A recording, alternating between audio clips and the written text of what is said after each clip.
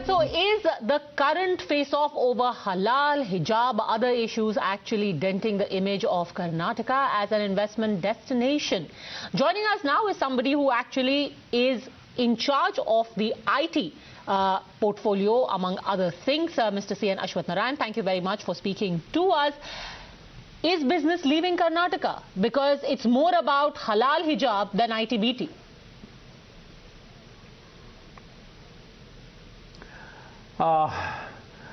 Padmaja, to be very frank with you, see, there's nothing new what we are trying to do here.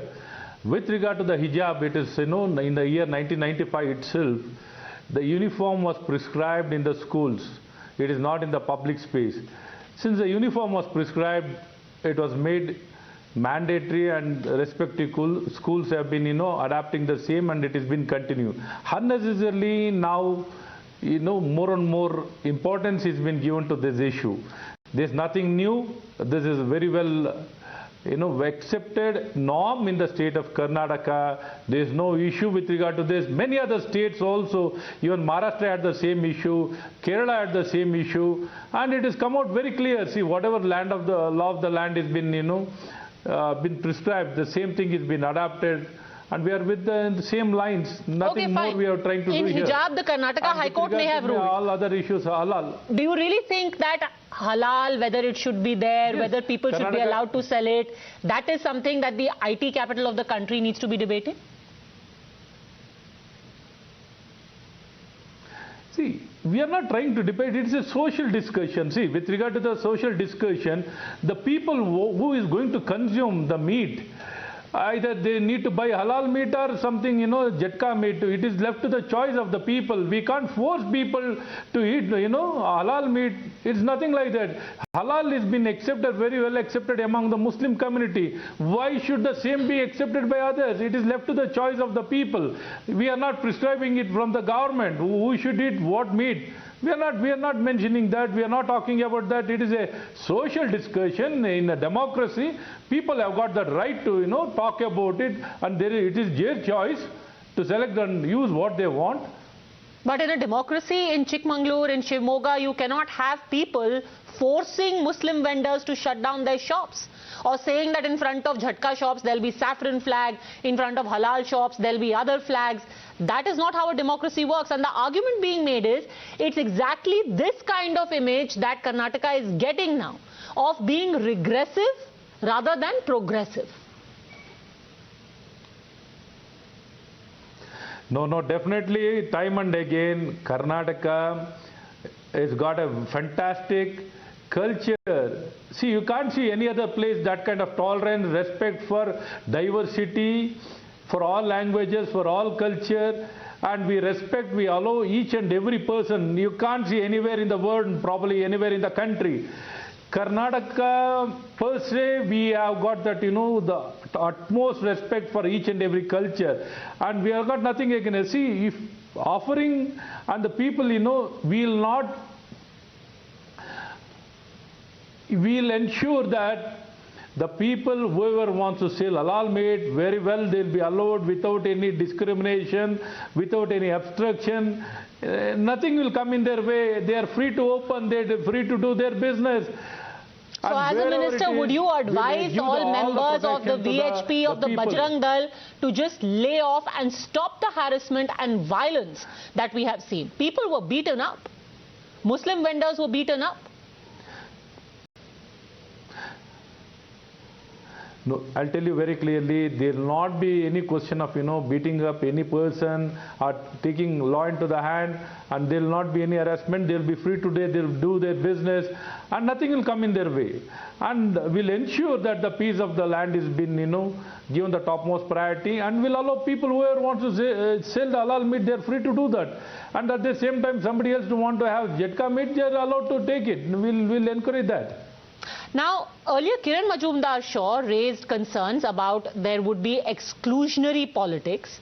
And now, of course, Mr. KTR has said, while responding to one businessman, of course you've seen it, where he said that we have 3 I's: innovation, infrastructure and inclusive growth.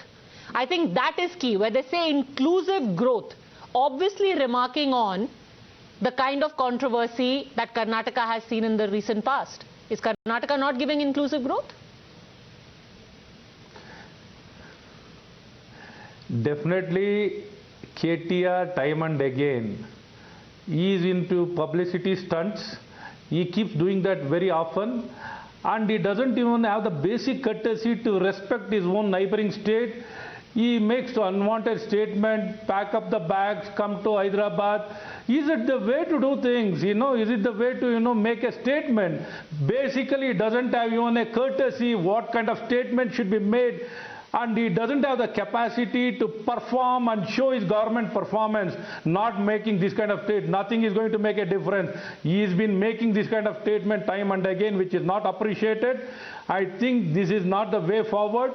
And if he has got capacity, if he has got the ability, let him attract. We are not coming in his way. We are not making dirty statements like him. We will not make dirty statements like him. We will compete. We are not telling we are competing with our neighbor state. We are telling we are competing with the entire world. And we want to be the best place in the entire world. And time and again, Karnataka and Bengaluru, it is a topmost destination in the entire country. There is no other city like Bengaluru. There is no competition for Bengaluru. Bengaluru will always stay and remain as the most futuristic city and more progressive city and forward-looking city.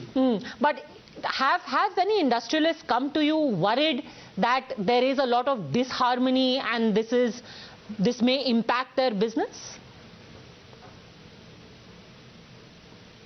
No, not at all. Not at all. You see, in Karnataka, whatever statements, criticism, if it is made by any person, we welcome it. We don't even, counter it. We don't never counter it. We call him for a tea. We talk to him. See, in Karnataka, most of our chief ministers, time and again, whenever there is a concern, whenever there is a suggestion, whenever there is a criticism done by any particular industrialist, they will be called and talk. They'll call them for the talk. They'll have a discussion. They'll respect their opinion, their suggestion.